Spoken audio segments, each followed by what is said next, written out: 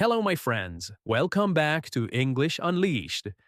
In today's episode, we are going to do two things at the same time. First, we are going to explore a powerful idea: the only three real ways to become fluent in English. Second, and just as important, we are going to improve your English while you listen. This is not only a podcast about fluency. This podcast is fluency practice. Let me explain how. In this episode, I will use language that is rich but clear.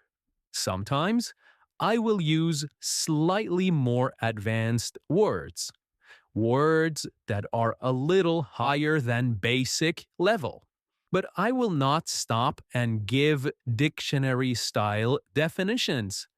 Instead, I will make the meaning clear in another way. I will repeat ideas using different words. I will say the same idea in a simpler way. I will express one concept, then say it again in easier language so your brain can connect the meaning naturally.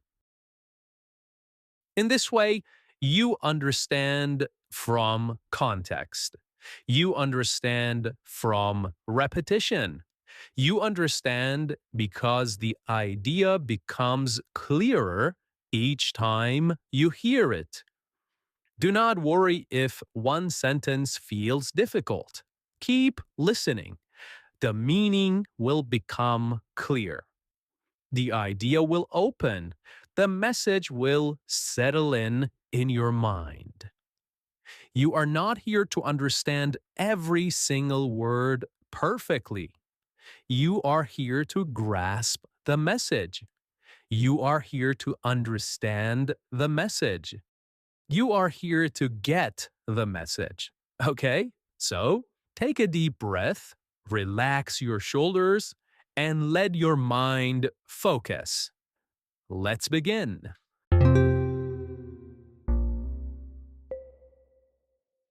Okay, so let's start with the first method. Live inside English every day. Fluent speakers do not treat English as a school subject. They do not place English inside a small box called study time. They do not say, "Now I open English," and then later, "Now I close English." No. Instead, English becomes part of their environment. English becomes part of their surroundings. It becomes part of the air they breathe during the day. They live with English. They move through their daily routine with English around them. English is present in their morning. It is present in their afternoon. It is present in their evening. It is not something special. It is not something separate. It is something normal, okay? This idea is strongly supported by research about language input. So, what is input? Input is the language you receive, the language that enters your mind through listening and reading. It is the English you hear. It is the English you see. It is the English your brain meets again and again. Input. Remember that. So, researchers explain something very important. The brain does not learn language from rules alone. It learns language from exposure, from contact, from repeated experience. When you hear English once, it feels new. When you hear it many times, it feels familiar. When you hear it every day, it begins to feel natural. The brain adapts through repetition. It adjusts through frequency. It becomes comfortable through regular contact. At first, English may feel distant. It may feel foreign.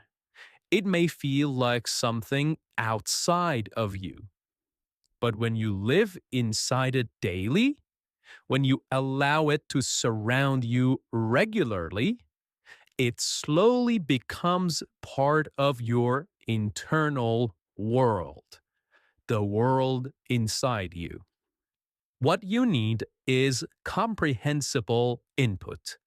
This does not mean easy English. It does not mean childish English.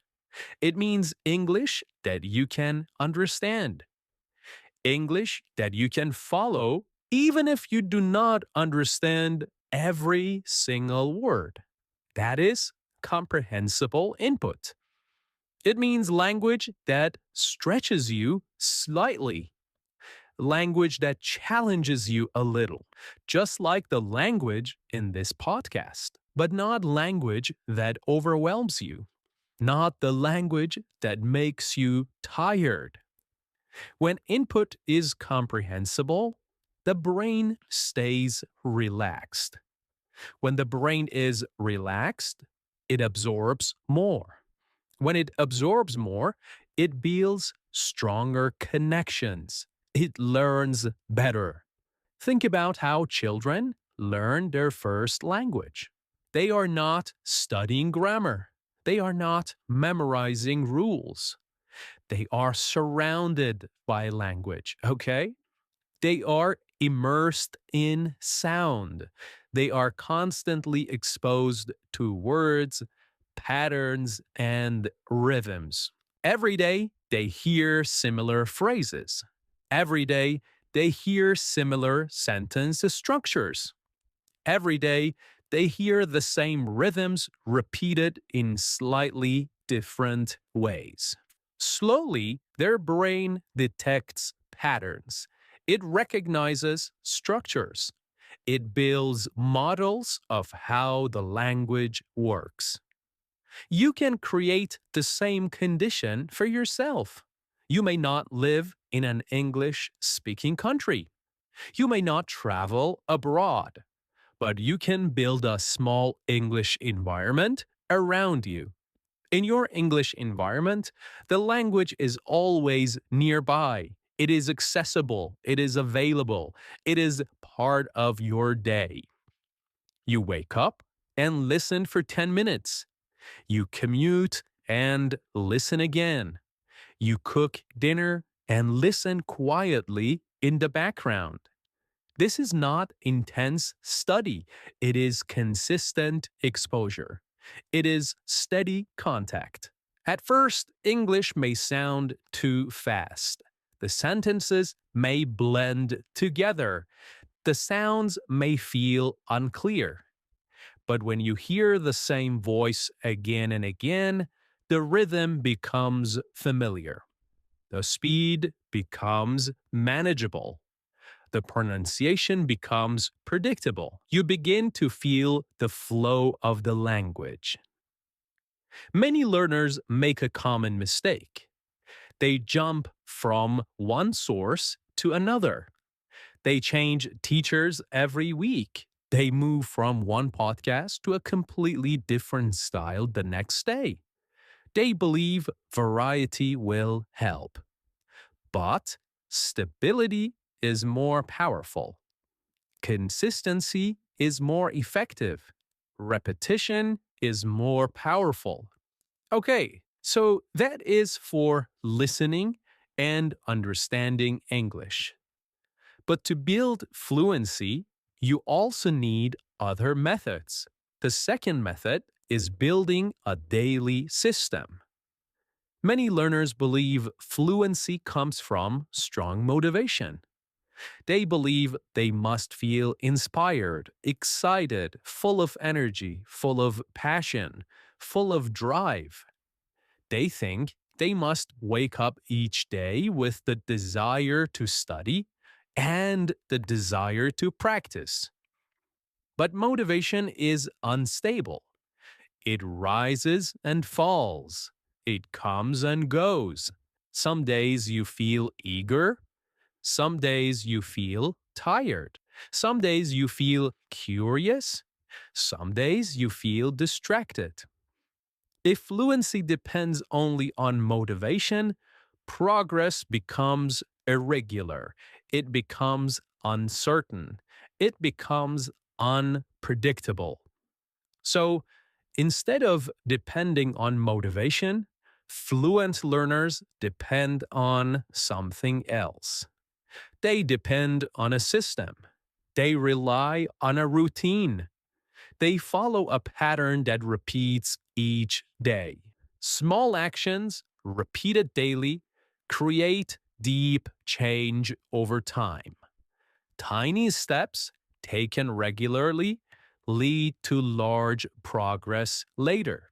If you study 5 hours one day and then stop for many days, the effect is not strong. The memory fades. The brain forgets. But if you study 20 minutes every day, even a short period, even a small amount of time, the brain remembers. The brain retains. The brain strengthens connections. Language learning depends on frequency. It depends on repeated contact, repeated exposure, repeated use. The brain needs to meet the same language again and again, to encounter it often, to return to it regularly, to see it in different moments and different contexts. Imagine a simple daily structure: a short listening period where you hear clear English and follow the meaning, a short speaking period where you express your own ideas and describe your own life, a short review period where you return to key phrases and useful sentences. This daily rhythm does not feel heavy. It does not feel overwhelming. It feels manageable. It feels realistic. It feels possible. And because it feels possible, you repeat it. It becomes a system. You continue it. You maintain it. You keep it. Over time, repetition builds familiarity. Familiarity builds comfort. Comfort builds confidence. And confidence builds fluency. There is also a learning principle called spaced repetition. This means returning to the same idea, to the same material over time, not all at once, not in one long session, but across many days and many weeks. When you meet the same language again after some time, the brain recognizes it. It remembers it. It strengthens the connection. The memory becomes stable. The memory becomes durable. It stays longer. Instead of searching for new material every day, you can stay with one piece of audio for several days. You can return to the same conversation, the same story, the same explanation. Every time you return, understanding deepens. Clarity goes up. Confidence increases. At first, you follow with effort. Later, you follow with ease. And finally, you follow without effort at all. Okay, now I want to talk about the triangle of fluency. We can imagine fluency as a triangle, three sides that support each other, three parts that must exist together. The first side is input, listening and reading, receiving language, understanding language. The second side is output, speaking and expressing, producing language, using language. The third side is system, routine and habit, daily practice, regular repetition. If one side is missing, the triangle becomes weak. If you only listen, you understand, but cannot express easily. If you only speak without input, your language becomes limited and uncertain. If you have no system, practice becomes irregular and progress becomes slow. But when all three sides exist together, the triangle becomes strong. Input feeds output. Output strengthens input. The system holds everything together. So, my friends, fluency is not far away. It is built through daily contact, daily use, and daily return. Through small steps that continue, through habits that remain, you can build fluency. Live inside English. Speak before ready. Follow a system. Stay consistent and stay engaged. And slowly, surely, naturally, fluency will grow. Bye for now.